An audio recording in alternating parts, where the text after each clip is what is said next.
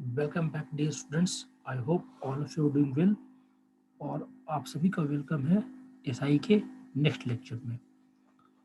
जैसा कि हमने लास्ट क्लास से ही को अच्छे क्वेश्चंस करने स्टार्ट कर दिए हैं, बट आज हम लोग कुछ बेहतरीन क्वेश्चंस करेंगे। ये आपको एक एडेड एडवांटेज देगा आपके कंपटीटर से। ठीक है, अगर आप इन क्वेश्चंस को अच्छे से कर लेते हैं देन ट्रस्ट मी, एग्जाम में आपसे एक भी क्वेश्चन नहीं छूटेगा। ठीक है जी, तो बिना टाइम वेस्ट किए करते हैं स्टार्ट। और आई थिंक हम लोगों ने 27 तक कर लिया था, so we will start with question number 28। चलिए, क्वेश्चन मैं पीडीएफ से ले रहा हूँ। पीडीएफ की जो लिंक है वो डिस्क्रिप्शन बॉक्स में दे रखी होगी। फिर मैं क्वेश्चन को पढ़ दे रहा हूँ। क्वेश्चन ये बोलता है, a sum of money amounts to rupees 15360 in 4 years.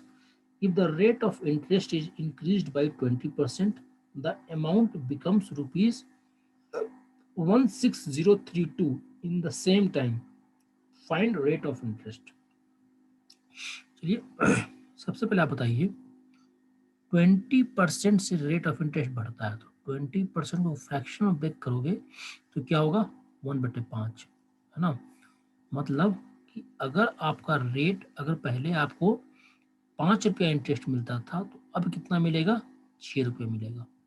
ठीक है, क्वेश्चन के अकॉर्डिंग रेट बढ़ने से पहले क्या था, 15360, और रेट बढ़ने के बाद क्या हो गया, 16032। इनका डिफरेंस कितना आएगा, डिफरेंस आएगा 672, राइट। मतलब अब आपको 672 रुपये का ज़्यादा इंटरेस्ट मिल रहा है।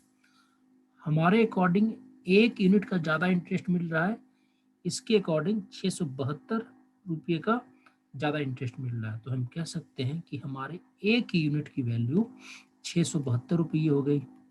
तो 5 यूनिट की वैल्यू कितनी हो जाएगी, 3360। ठीक है जी, ओके। तो 3360 आया, हाँ, ओके। तो अब ये बताओ, हमारा 4 साल में ये अमाउंट, जो प्रिंसिपल था वो अमाउंट होके कितना बन गया, 15360, और इसमें इंटरेस्ट कंपोनेंट कितना रहा, 3360। तो हम कह सकते हैं कि हमारा प्रिंसिपल कितना रहा होगा, 12,000 रहा होगा। प्रिंसिपल कितना रहा होगा, 12,000 रहा होगा। ठीक है, अब ये बताइए, कहानी 4 साल की है, मतलब 4 साल में इसे इंटरेस्ट मिला 3360। तो 1 साल में, 1 साल में इसे कितना इंटरेस्ट मिलेगा, तो बोलोगे 3360/4, इट विल बिकम 840। इंटरेस्ट में कितना रहा, 840, कितने साल में, 1 साल में। मतलब 840 रुपये का इंटरेस्ट मिलता है 12,000 पे। ठीक है, 840 रुपये का इंटरेस्ट मिलता है 12,000 पे। तो 100 रुपये पे कितना, इसको आप सोल्व कर लीजिएगा, आपका आंसर आ जाएगा। तो बड़ी बात तो है नहीं, है ना, बहुत ही सिंपल है आपका ये, साफ साफ दिख रहा है ना। 12 7 7% इज द राइट आंसर। ठीक है जी, तो यही है हमारा। आप अगर मैं थोड़ा जल्दी करा गया कोई बात नहीं, आप वीडियो को रिवाइज करके, वीडियो को आप बैक करके आप इसको प्ले करना और रिपीट करके सुनना, डेफिनेटली समझ में आएगा। बहुत ही सिंपल क्वेश्चन था और मैंने बहुत ही साधारण तरीके से इसको करवाया है। ठीक है, चलिए अब मूव करते हैं नेक्स्ट क्वेश्चन की तरफ। Question number 29। क्वेश्चन नंबर 29 क्या बोलता है, बोलता है आपका, the SI the SI on a certain sum for 8 months at 6 to by 16 to by 3% per annum is rupees 650 less than the simple interest on the same sum for 15 months at 12.5% per annum. The sum is, चलिए ये भी काफी अच्छा question है ना। अभी करते हैं इसे हम। Question number 29। ये बोल रहा है the SI on a certain some for 8 months 16/3%।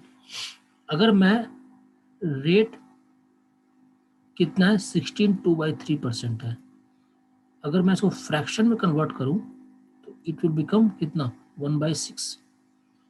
और आपका टाइम कितना है, टाइम है आपका 8 months।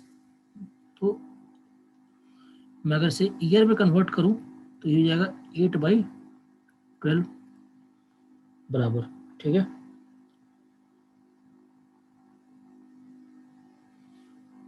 दूसरा क्या है आपका, दूसरा है आपका 650 लेस है। ठीक है, अब इस पर टाइम क्या है 15 months।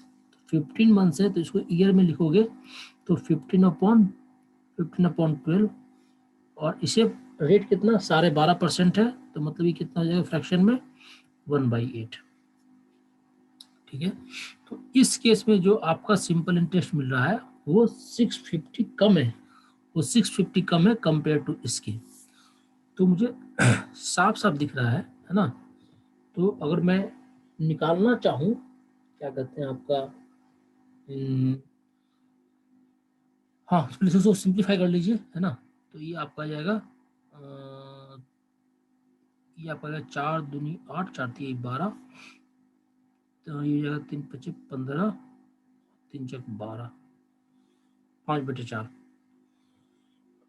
ठीक है, तो अभी बताइए, तो यहाँ पे ये बहुत इंपॉर्टेंट है, आप प्रिंसिपल क्या एज्यूम करते हो।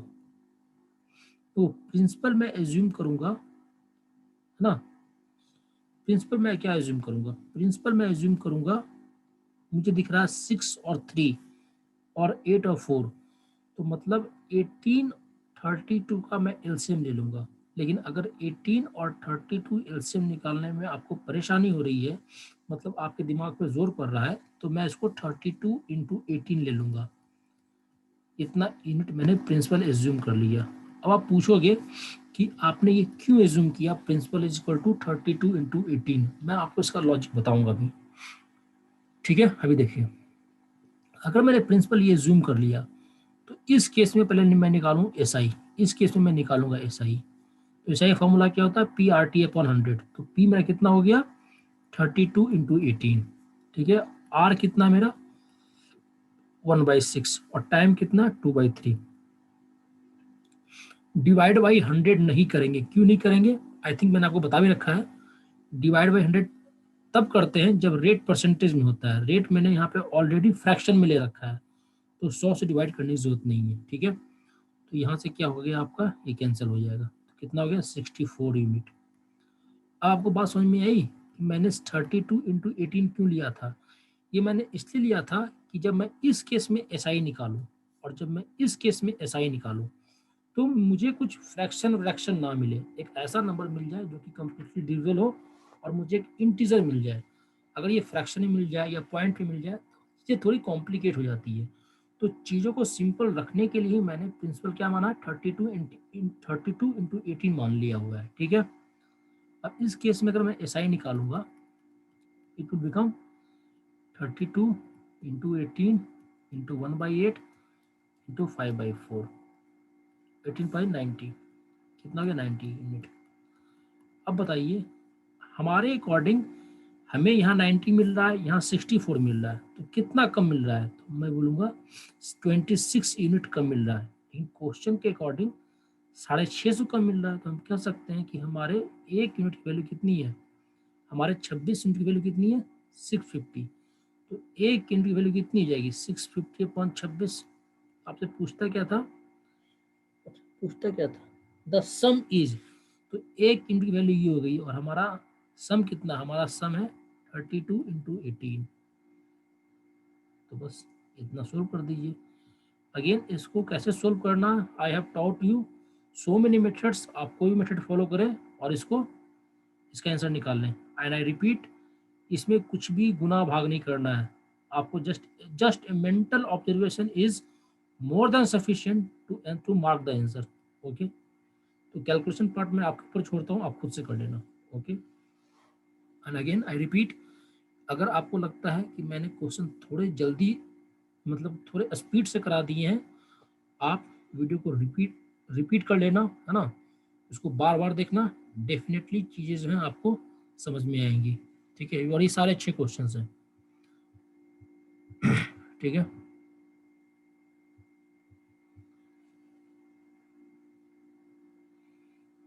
चलिए हम करते हैं क्वेश्चन नंबर करते हैं हम अपना, हमारा है क्वेश्चन 30, क्वेश्चन हमारा है 30, है ना, क्वेश्चन हमारा 30, बहुत अच्छा क्वेश्चन है ये भी। क्वेश्चन 30 क्या बोलता है the rate of simple interest per annum of the rate of क्या हमारा the rate of simple interest per annum of bank being increased from 10.5% to 18%, and time duration is also increased from 4.5 years to 7 years. The total simple interest was increased by rupees 1250. Find the increased simple interest. ये बहुत अच्छा question है और ये आपके previous year में आया हुआ क्वेश्चन है। ठीक है, तो चलिए करते हैं इस क्वेश्चन को। क्वेश्चन नंबर 30 बहुत अच्छा क्वेश्चन है ये, सारे अच्छे क्वेश्चंस हैं इसमें, है ना। अब जो भी क्वेश्चंस आएंगे वो अच्छे क्वेश्चंस आएंगे, और आप मुझे फीडबैक दे देना कमेंट बॉक्स में या टेलीग्राम ग्रुप में कि अगर आपको लगता है कि मैं काफ़ी ज़्यादा हाई लेवल पे जा रहा हूँ तो मैं लेवल को ड्रॉप कर दूंगा। बट मेरा यही मानना है कि अगर आप किसी भी टॉपिक को पढ़ रहे हैं, सीइंग द कॉम्पिटिटिव, है ना, जो कंपटीशन का लेवल इतना हाई हो गया है कि आप कुछ भी स्कोप नहीं छोड़ सकते, तो मेरी सजेशन यही रहेगी आप लोगों को कि आप किसी भी टॉपिक को पढ़ रहे हैं काफ़ी अच्छे से पढ़ें, डेप्थ में पढ़ें, है ना, चाहे वो एक नंबर का ही क्यों ना रहे, क्योंकि कंपटीशन बहुत ज़्यादा है इस बार, सीटें काफ़ी कम है, कट ऑफ काफ़ी हाई जाएगा, तो कहीं पे भी गलती का स्कोप ना छोड़ें।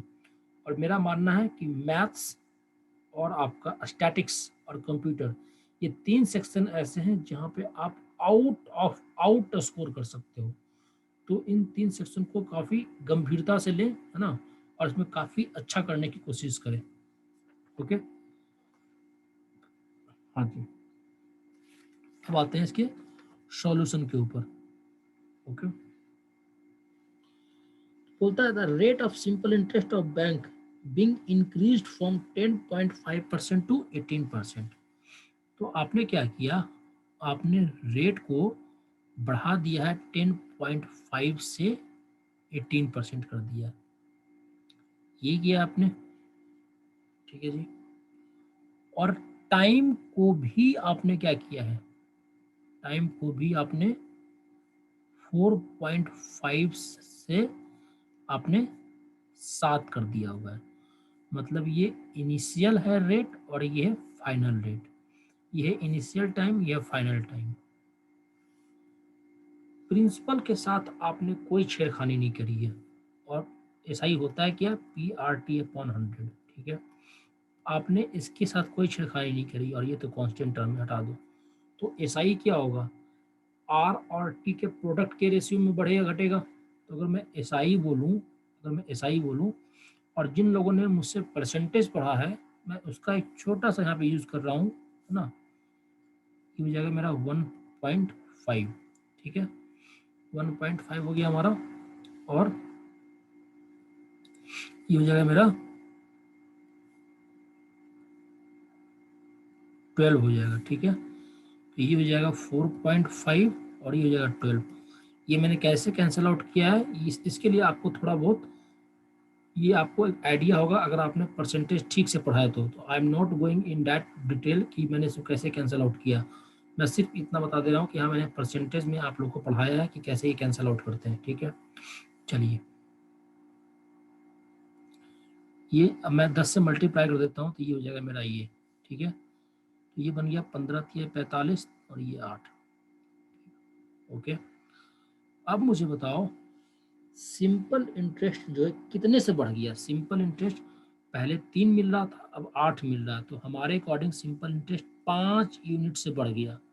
क्वेश्चन के अकॉर्डिंग 1250 रुपया बढ़ा, तो हम कह सकते हैं कि हमारे 1 यूनिट की वैल्यू कितनी हो जाएगी, 250।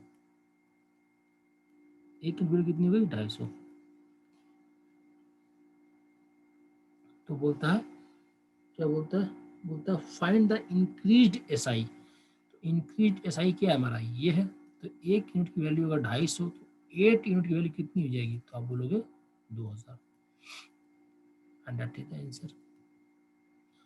एंड अगेन आई से, अगर आपको लगता है कि मैंने जल्दी से क्वेश्चन को करा दिया है, आप वीडियो को है ना बैक करें और रिपीट करके देखें, चीज़ें समझ में आएगी। नहीं आती है आप कमेंट बॉक्स में बताएं, टेलीग्राम ग्रुप में बताएं। ओके, मूव करते हैं अपने नेक्स्ट क्वेश्चन की तरफ।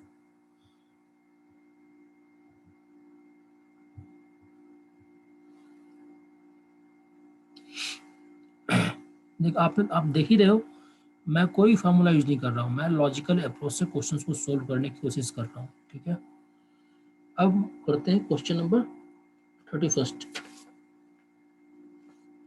क्वेश्चन नंबर 31, ठीक है जी।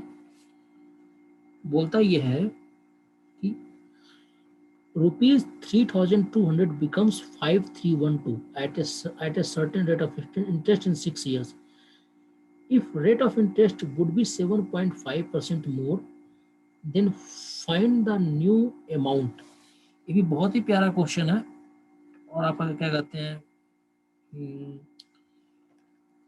आपको ये है क्या कहते हैं इसको, हम इसे बहुत ही मैं इसे बहुत ही लॉजिकल अप्रोच से मैं सोल्व करूंगा। ऐसे तो यूं तो इस क्वेश्चन को करने के 1000 तरीके हैं, but we will use logical approach. देखिए कैसे, मैं किस अप्रोच की बात कर रहा हूँ, चीज़ों को आप समझिएगा। आप मुझे बताइए 3200 ये आपका बन जा रहा है क्या, 5312 कितने साल में, 6 साल में। ठीक है जी, और मान लेते हैं रेट ऑफ इंटरेस्ट कितना आपका है, R% है। अब बोल रहा है यही अमाउंट कितना बन जाएगा, इतने ही साल में, जब आप रेट को 7.5% से बढ़ा दे रहे हो, जो आप रेट को 7.5% से बढ़ा दे रहे हो। ठीक है, जो आप रेट को 7.5% से बढ़ा दे रहे हो। ओके, अभी देखिए यहाँ पे भी R% था, यहाँ पे भी R% था। मैं आपसे ये बोलता हूँ कि अगर ये 7.5% मैंने ना बढ़ाया होता तो यहाँ पे भी आपको 5312 मिलता ही मिलता। तो इसका मतलब ये है कि 7.5% अगर नहीं बढ़ रहा होता तो मैं ये अमाउंट लेके चला आता, लेकिन आपका जो रेट ऑफ इंटरेस्ट है वो 7.5% से बढ़ गया है। तो इसका मतलब ये है कि अब आपको इतना तो मिलेगा ही मिलेगा, प्लस 3200 का 7.5% और मिलेगा, और ये तो एक साल में मिलेगा। बात कितने साल की हो रही है, 6 साल के लिए। तो बस ये कर दो तो आपका आंसर हो जाएगा 5312 प्लस ये वाला अमाउंट, आप दोनों को ऐड कर दीजिएगा, आंसर आपका आ जाएगा। ये इसका लॉजिकल अप्रोच हो गया। देखो R% तो इसे यहाँ भी मिल रहा है, तो इसे अब एक्सेस क्या मिल रहा है, एक्स्ट्रा क्या मिल रहा है, इसे एक्स्ट्रा 7.5% मिल रहा है। तो एक्स्ट्रा 7.5% मिल रहा है, तो हम यही कहेंगे ना कि 3200 का 7.5%, तो इतना तो इसे मिलता ही मिलता। अब क्या होगा कि 3200 पे 7.5% और मिलेगा, तो 3200 का 7.5% हमने निकाल लेना है। ठीक है, और ये तो हुआ एक साल के लिए, तो कहानी हो रही है 6 साल के लिए, तो 6 साल में कितना, बस ये कर लोगे तो आपका आंसर आ जाएगा 6752। कैलकुलेशन पार्ट में मैं जोड़ नहीं दे रहा हूँ क्योंकि कैलकुलेशन मैंने बहुत इतना मैंने करा रखा जिससे कि आपको एक आइडिया लग ही जाएगा। ठीक है, that is all about this. Okay, अब क्वेश्चन नंबर अगेन ऐसे, अगर आपको लगता है कि मैंने जल्दी से करा दिया, वीडियो रिपीट करो, बार बार देखो, चीज समझ में आएगी। अब मूव करते हैं क्वेश्चन नंबर 32 पे। मूव करते हैं क्वेश्चन नंबर 32 पे।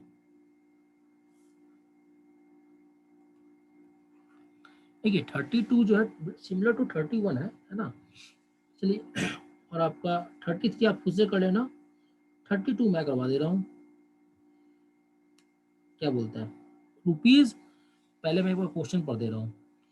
Rupees 8,800 becomes rupees 12,000 at a certain rate of interest in 4 years. If rate of interest would be 3% more, then find the amount at the end of 7 years. देखिए आपका हुआ क्या, हुआ ये कि 8800 जो है 3 साल में, 3 साल में कितना हो गया आपका, ये हो गया है आपका 12,000। क्या हो गया 12,000। तो बोलता है अगर मैं रेट ऑफ इंटरेस्ट को 3% ज़्यादा कर दूं तो अमाउंट बताओ कितना हो जाएगा 7 साल में। देखिए क्वेश्चन में जिक्र कर रहा है, स्टार्टिंग में जो इन्फॉर्मेशन दे रखी है वो 3 साल के लिए दे रखी है, लेकिन आपसे पूछ क्या रहा है, आपसे पूछ रहा है 7 साल का। तो सबसे पहले क्या कीजिए, इस 3 को 7 में कन्वर्ट कीजिए। तो कैसे कीजिएगा बताइए, 8800 बन रहा है कितने, कितना बन रहा है 12,000, मतलब कि आपको कितने का इंटरेस्ट मिल रहा है 200, 2200 का, है ना। दो कितना हो गया आपका 1200 और 3200, कितना हो गया 8800 हो गया आपका 1200, है ना। 1200 तो हो गया 10,000, और कितना हो रहा है आपका आपका ये है 12,000, है ना, और में से गया आपका 8800, ठीक है। ये बन गया 00, है ना, 3200। अब ये आपका हुआ है कितने साल में, ये आपका हुआ है इन 4 ईयर्स। हाँ, तो 3200 का आपको मिला है इंटरेस्ट, 3200 का आपको इंटरेस्ट मिला है 4 साल में। ये मैं 3 साल कहाँ से लिख रहा हूँ, ये 4 साल है ना, ये 4 साल है, ठीक है।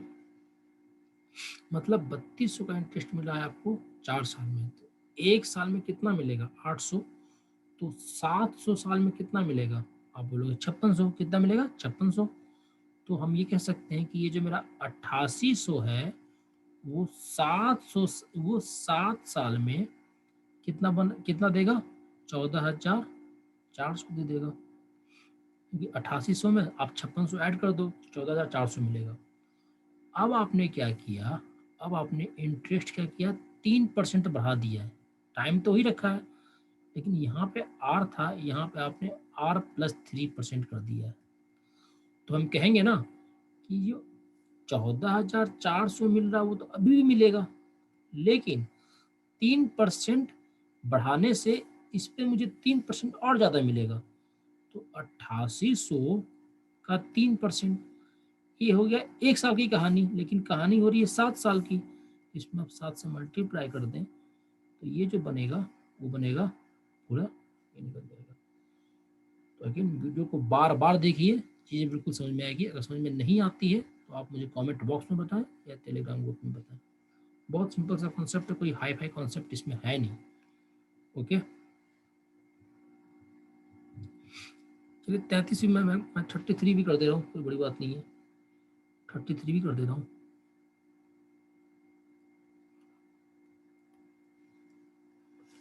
33 भी कर दे रहा हूँ, चलिए क्या बोलता है ये, बोलता है question 33, rupees 1120 becomes rupees 1792 at a certain rate of simple interest in 8 years. If rate of interest would be 4% less, then find the amount at the end of 10 years. बिल्कुल सेम क्वेश्चन है, question में कुछ भी फर्क नहीं है। 1120 जो है ये कन्वर्ट होता है किसमें 1792 में, ठीक है। कितने साल में 8 साल में। रेट ऑफ इंटरेस्ट कितना है पता नहीं है, और लेकिन इंफॉर्मेशन दे रखी है 8 साल की और आपसे पूछ रहा है 10 साल का, तो ये बात जमी नहीं। तो सबसे पहले हम 11,1120 में हम माइनस करेंगे, इसमें हम माइनस करेंगे 1120, ठीक है जी। तो ये आ जाएगा 2, ये आ जाएगा 7, ये आ जाएगा 6, ठीक है। तो 672 मिल गया मुझे, 8 मुझे मिल गया 8 साल में, है ना। 8 साल में मुझे मिला 672 रुपये का इंटरेस्ट। तो 1 साल में कितना मिलेगा, डिवाइड कर दो 8 से, 84 मिलेगा। क्या मिलेगा, 84 मिलेगा।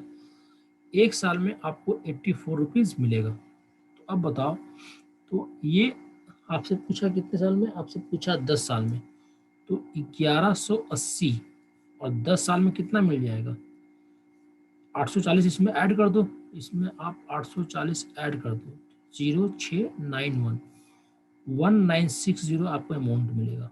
ठीक है, अब आपने क्या किया, अब क्वेश्चन ये ना रहा, क्वेश्चन ये रहा।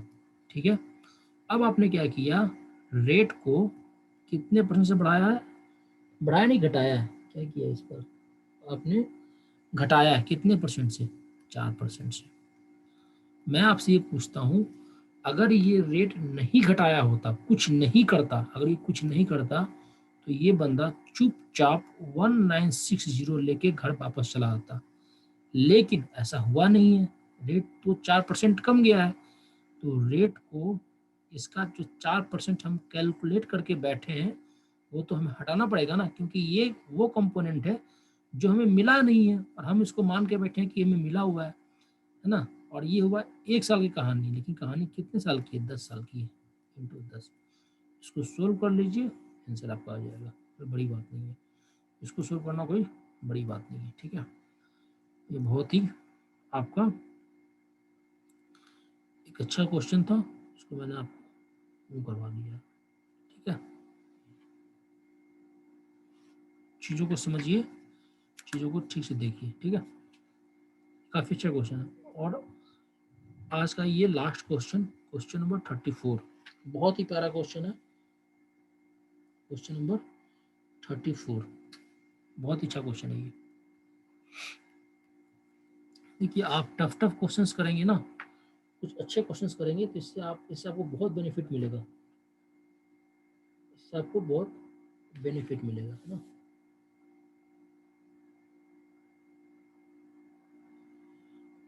क्या बोलता है, मैं वो क्वेश्चन पढ़ता हूँ 34। कि मैन डिपोजिटेड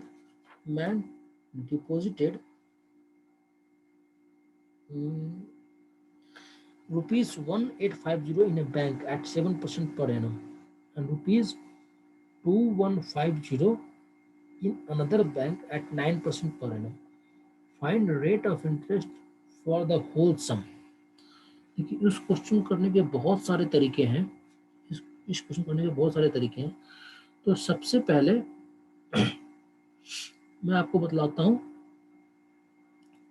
जो बेस्ट तरीका है। एक तो आपका एलिगेशन है, तो चलिए मैं पहले एलिगेशन शुरू कर देता हूँ।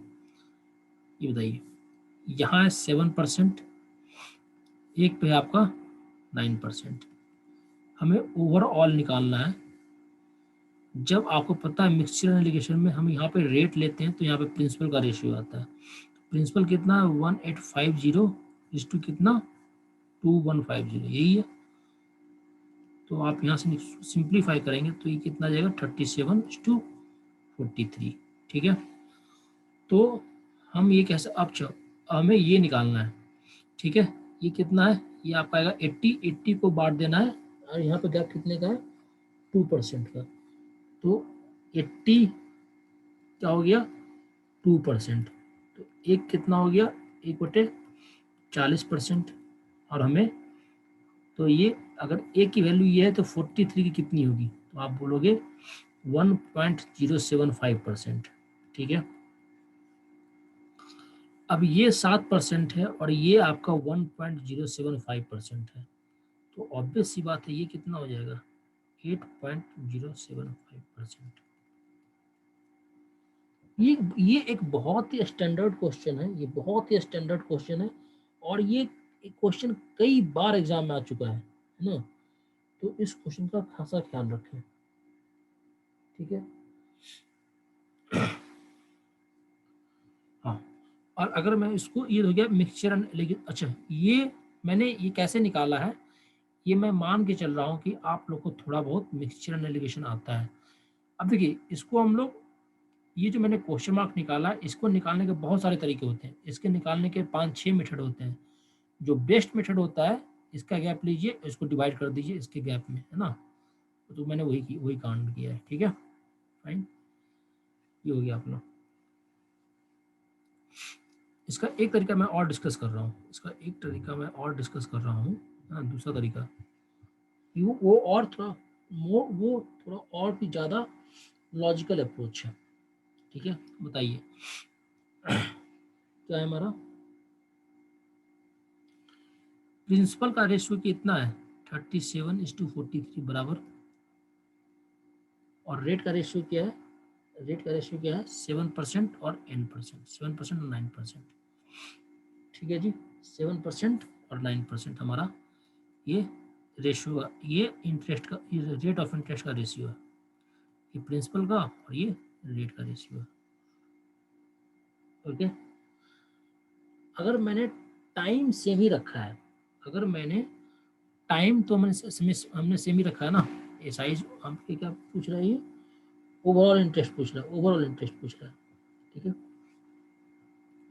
आप मुझे बताइए एसआई इक्वल टू, जो एसआई का जो रेशियो होगा वो किस, एसआई इक्वल टू क्या होता है, PRT/100, ठीक है। तो टी को हमने सेम रखा है, इससे कोई मतलब नहीं, तो मतलब एसआई का जो रेशियो होगा वो पीआर के प्रोडक्ट पे डिपेंड करेगा, ठीक है। तो पीआर के प्रोडक्ट पे डिपेंड करेगा, तो हम इसको ऐसा भी, तो इसको हम इसे ऐसा भी कह सकते हैं ना, हम इसे ऐसा भी कह सकते हैं, कैसे, देखिए 37 है, ये 43 है, ठीक है जी। ये 7% है, ये 9% है, तो 9% को हम ऐसा कर दें, 7% प्लस 2% कर दें, 7% प्लस 2% कर दें, ये मेरा हो जाएगा, है ना।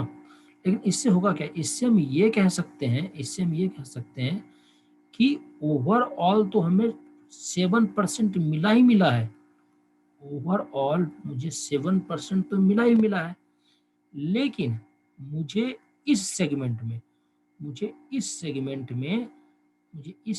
में 2% एक्स्ट्रा मिला है, मुझे इस सेगमेंट में 2% एक्स्ट्रा मिला है।